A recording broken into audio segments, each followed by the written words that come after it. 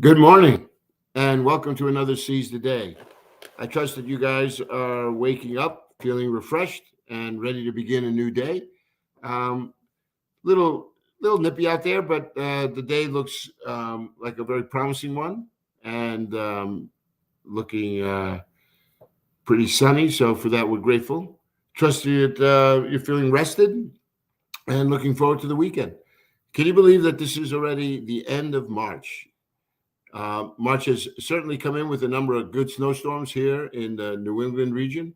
And so we're looking forward to those April flowers, right? So I can't believe that tomorrow is going to be the first day in April. And this week from this Sunday is Easter Sunday. So I trust that you guys are, uh, just preparing for that, get a chance to maybe spend it with some family and some friends. That'd be a really good thing. So, we have been in this study going through the Gospel of Matthew, and we've been working along through many of the passages here, trying to get that, you know, um, uh, ground view level of what Matthew has been communicating around the person and work of Jesus. Um, going all the way back, it seems like a long time ago, but we looked at all those passages that that were beginning to unfold the origins of who Jesus is, demonstrating by Old Testament prophecy and circumstances that were taking place in his life, how these were all fulfilling this role and mandate that the Messiah was going to, have in the days to come. So from there, we have begun to realize Jesus has been demonstrating that he is this Messiah, not only through his teaching, which would amaze those who heard him, but also the miracles that he performed, miracles that were in keeping with the expectations of this Messiah, and and so this has begun to heat up until now, as Jesus is getting more and more of a following. Um, his real mission has come to the forefront. At least this uh, disclosure throughout the Gospel of Matthew. And what is that all about? Well, now we begin to see that Jesus is heading towards Jerusalem. And in that Jerusalem, he recognizes that he's going to fulfill a calling while he is there. This calling is going to be, he says, to suffer many things at the hands of the chief priests, the elders, the teachers of the law, that he was going to be handed over to the Gentiles, and there he will be mocked and flogged and crucified. And yet he says on the third day he will rise from the dead. And so this new sense of urgency for Jesus to accomplish this mission for which he has come is what is beginning to become more and more prominent in this later writings of Matthew. And so Jesus is trying to get his disciples ready and prepared, getting them to understand that this mission that they're going to be assuming, and yet on many fronts you could tell that they're still not quite understanding all that is taking place, and yet we are privileged to kind of walk through this and see how Jesus is guiding them along. So I want to go back to this passage in Matthew chapter 20 and verses 17 through 28, because as we do, I want you to see that in this passage that that we see here in Matthew 20, there is this um, thought about, what is really great in the kingdom of heaven. And we have spent this whole week looking at this passage and drawing out from it that the greatness in the kingdom of heaven is going to be marked out by a life of sacrifice. That is once again underscored by the fact that Jesus is going to Jerusalem to give his life a ransom for many. It also is this idea of greatness isn't only marked out by sacrifice, but it says it's also going to be marked out by a sense of humility. That here in Matthew 20, and look at verse 24. He says, Jesus speaking to his disciples says, the rulers of the Gentiles lord it over them, and their high officials exercise authority over them. But not so with you. Instead, whoever wants to be great among you must be your servant, and whoever wants to be first must be your slave. See, this is all about service. And then Jesus adds, says this line here, and he says, just as the Son of Man did not come to be served, but to serve and to give his life as a ransom for many. So this Son of Man, the title for Messiah, right? The Messiah has come not to receive all of this praise, right, and subjugation, but the Messiah has come serving, and he is going to lay down his life as a ransom for many. And as we approach this Passion Week, we'll see that, right? As we begin to read those passages about Maundy Thursday, as we think about what happens on Good Friday and this crucifixion of Jesus, his entombment, and then his resurrection on the third day, just as he had promised. But this all started with the mother of Zebedee asking Jesus if her sons could sit on the right and on the left of Jesus, speaking of this sense of privilege that kind of arose this indignation among the other disciples, to which Jesus then reminded them again that with them, they are to follow a different pattern. Their life is to demonstrate a different perspective. And this is what it means to be great in the kingdom of heaven, and how difficult that is for us to really accomplish. Everything about this world just seems to fly in the face of that kind of that kind of direction. It's about us, right? It's about making sure that we're taken care of. This idea of service, this idea of sacrifice. Well, we don't often see that in the world in which we're living. And yet this is what Jesus is pointing us to. And this is what Jesus himself is demonstrating. So I thought on this idea of Jesus saying that he gave his life as a ransom for many, I thought it would be good on this Friday maybe to just lean into that just a little bit more, and to give you a passage that maybe you haven't thought about in regards to this kind of sacrifice that Jesus is making. So I thought I'd take you to the book of Hebrews. And in the book of Hebrews, I'd like to bring you to Hebrews chapter 9. And I think this would be a great passage for us to take a look at. So let me, I'll just put this up on the screen for you so that you'll know where we are. Book of Hebrews chapter 9, and we'll begin at verse 11 and following. All right. So this would be from 11, probably towards the end of this chapter. So that would be around verse 28. Okay. So Hebrews 11 through 28. And we'll put this up on the screen, and you can follow along with me. This is a great passage.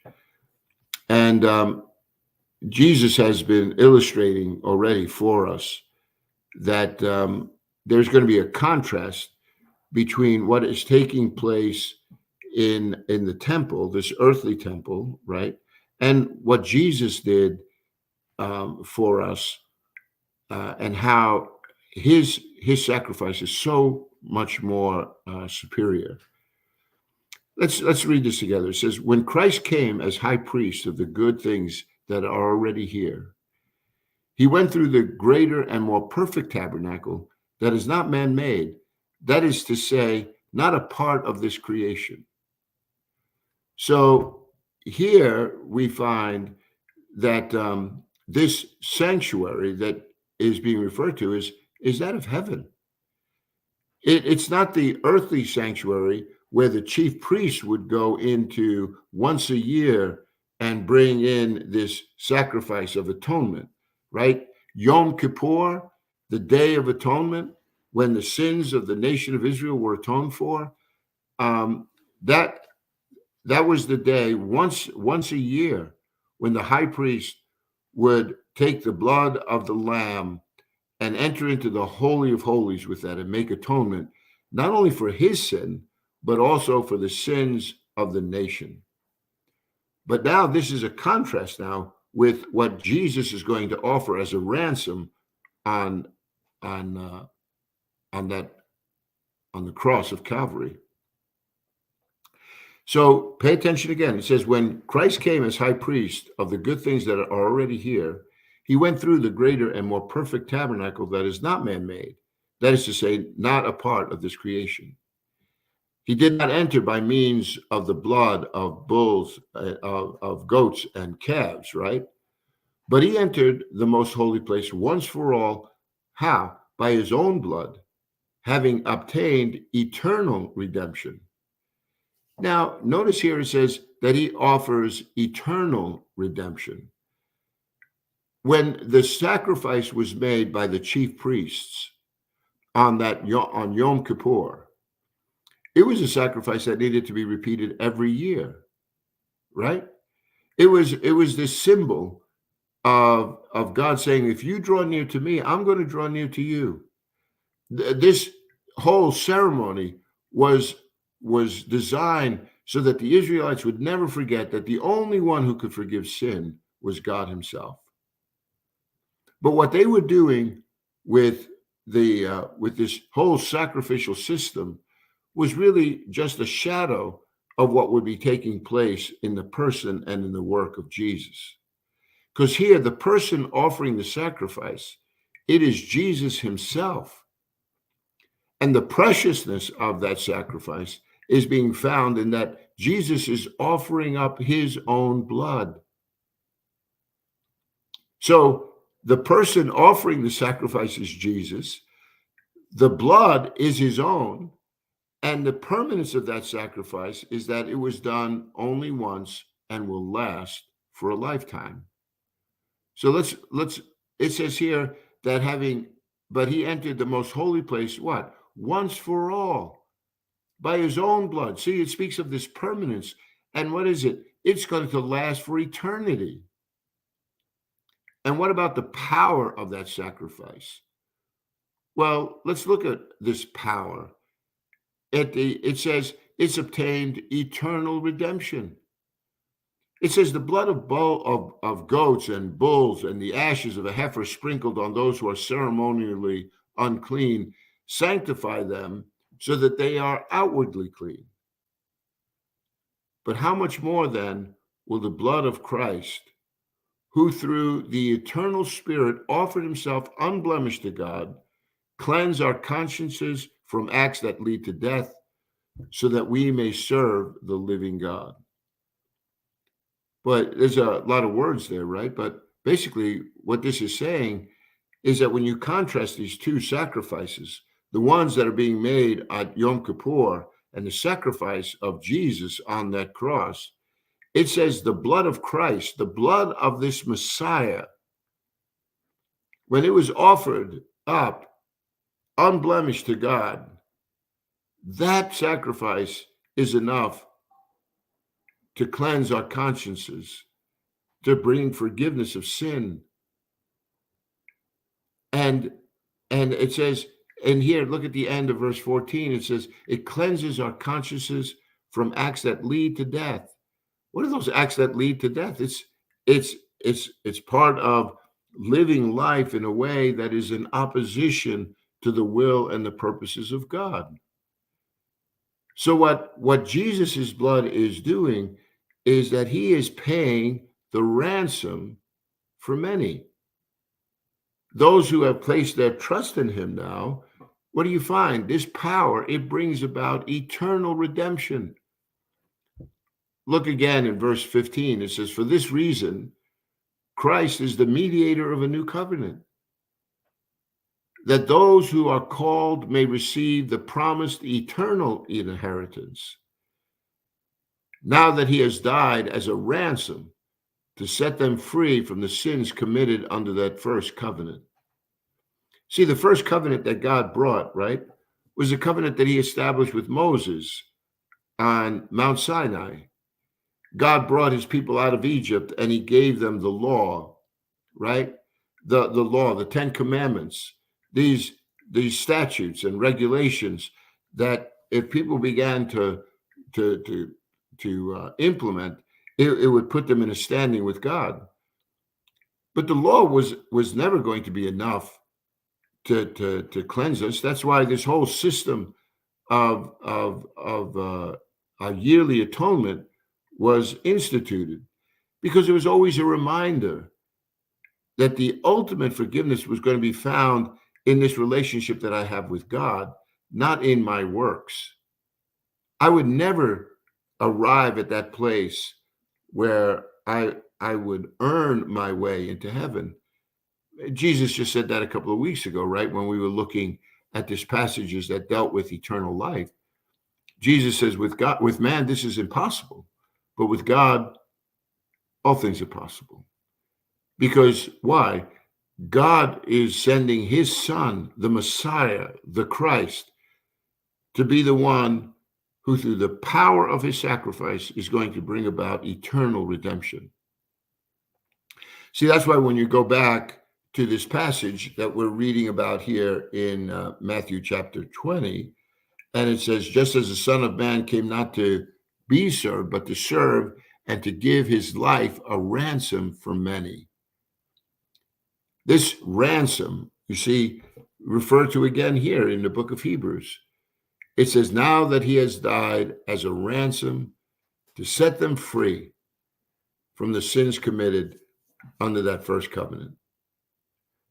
Because those who broke the law are going to be judged by that law. But now we have been forgiven by the grace of God. And all the requirement now is for us to set our hearts and minds on him. To deny oneself, to pick up one's cross, and to follow after him. That's what's being asked of us. So let's go on a little bit more, because this is a very interesting kind of passage here.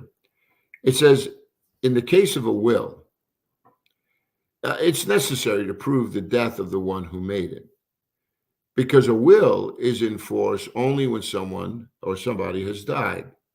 It never takes effect while the one who made it is living. This is why even the first covenant was not put into effect without blood. In other words, the covenant that God brought, it's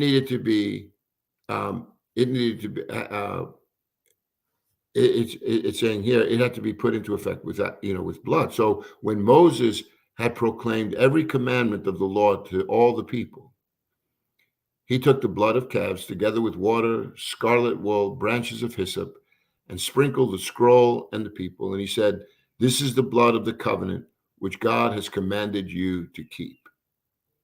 So that's how that first covenant was enforced, right? And it would be enforced by the chief priests once a year on this Day of Atonement. But notice in verse 21, he says, in the same way, he sprinkled with the blood both the tabernacle and everything used in its ceremonies. In fact, the law requires that nearly everything be cleansed with blood. Without the shedding of blood, there is no forgiveness. See, that's why we live in a current day when the sacrifice of Christ on the tree is oftentimes being soft pedaled. They talk about just being nice to one another, that we should just just do the right thing. But if that was capable, then man would have been able to procure his own salvation generations ago. But we have demonstrated that we're not able to do that. That there is the constant intention of man's heart that is always in rebellion against the things of God. We needed a savior. We needed one who was going to come and bring about the forgiveness of sin that would also cleanse one's conscience and give us this sincere faith so that we can set our eyes on Jesus and run with endurance this race that is set out before us, giving us a spirit now of power and of love and of discipline. But Romans 9 is really clear. Without the shedding of blood, there is no forgiveness. So notice then how now there is this movement. There is a change. This has all been about what has taken place in this earthly sanctuary, right? Moses, the sacrificial animals. But as you see here in verse 20 and 22, it could never take away our sins. There was this need for this constantly to be repeated, right? But look at verse 23. It says it was necessary then for the copies of the heavenly things to be purified with these sacrifices, but the heavenly things themselves with better sacrifices than these. So this idea of purification came through this blood atonement. And now it's saying, well, if you had to do that in these earthly settings, Christ didn't enter this man-made sanctuary that was only a copy of the true one, as we're reading in verse 24. It says he entered heaven itself, now to appear for us in God's presence. So what does Jesus do? Jesus brings his blood and he presents it into the very heavenly sanctuary before the Father as an atoning sacrifice for the sins of humanity. And here, the author of Hebrews is going to give us a summary of this work that Jesus accomplished. And I want you to pay careful attention to this, right? So let me pick it up again at verse 25. It says, Jesus did not enter a man-made sanctuary, right? He entered heaven itself to appear before God's presence. And he says, and nor did he enter heaven to offer himself again and again, the way the high priest enters the most holy place every year with blood that is not his own. See, Jesus entered into heaven, and he's not going to do this, every year like the high priest on earth did. The sacrifice that Jesus offers is once for all. And it says, then he says, because if that was the case, then Christ would have had to suffer many times since the creation of the world. But now he has appeared once for all at the end of the ages to do away with sin by the sacrifice of himself. So Jesus is appearing, before the Father with the sacrifice of his own life to atone for the sins of man.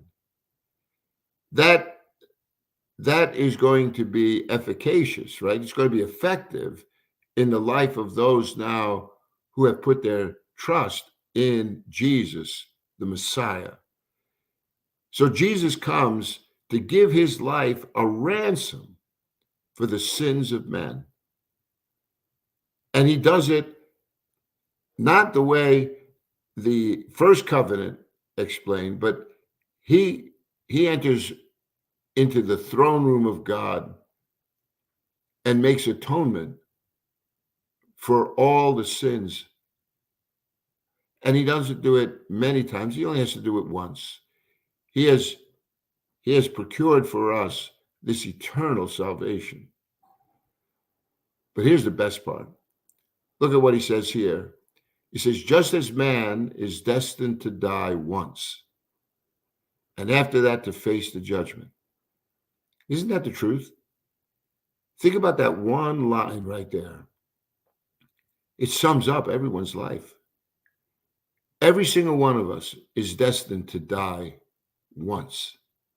This idea of multiple incarnations, that's extra biblical. You don't find that in the scriptures. You and I are given this one life. And after that, we're going to face this judgment. We're going to stand before God. And when you stand before God in that judgment, are you going to stand before him on your own merit?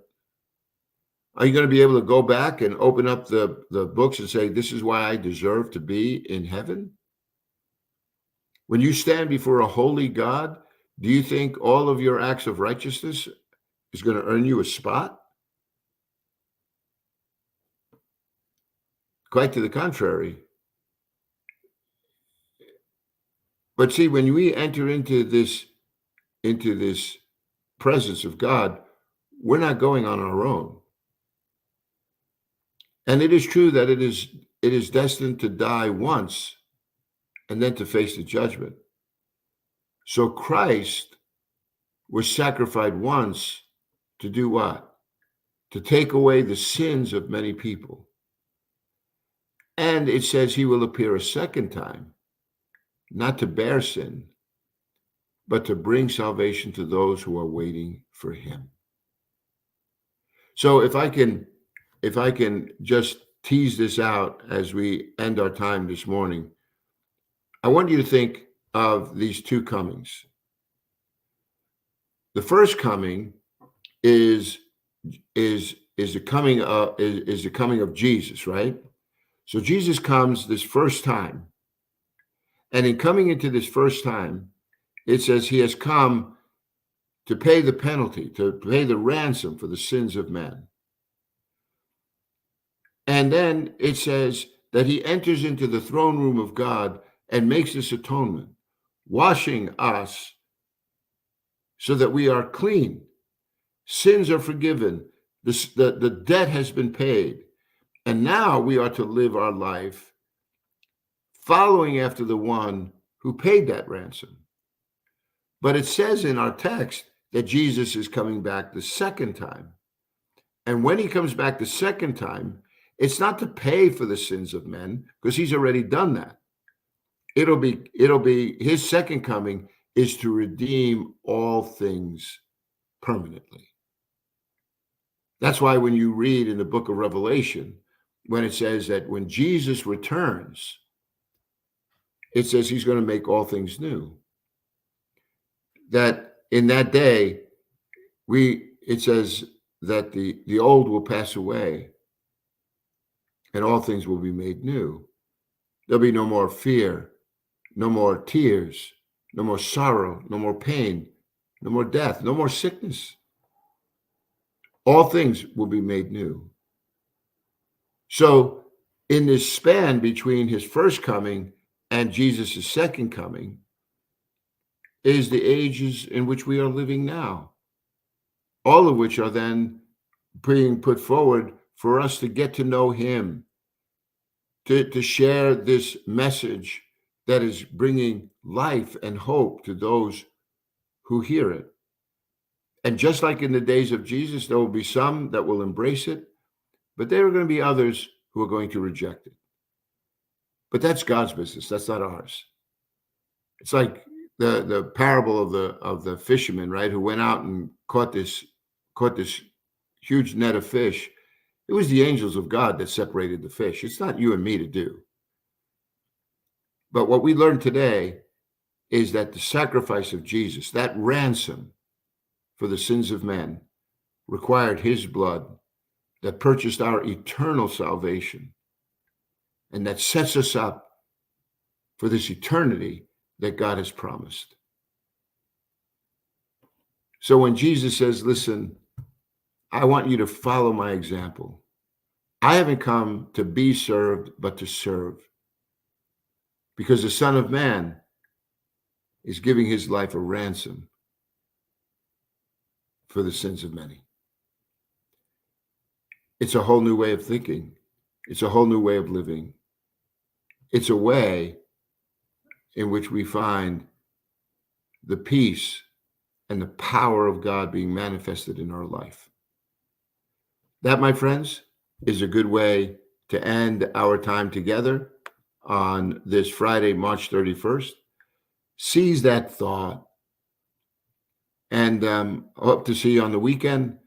And Lord willing, we'll continue our studies as we enter into the Passion Week together next week. So God bless, and never forget, we serve a God that is good all the time. God bless.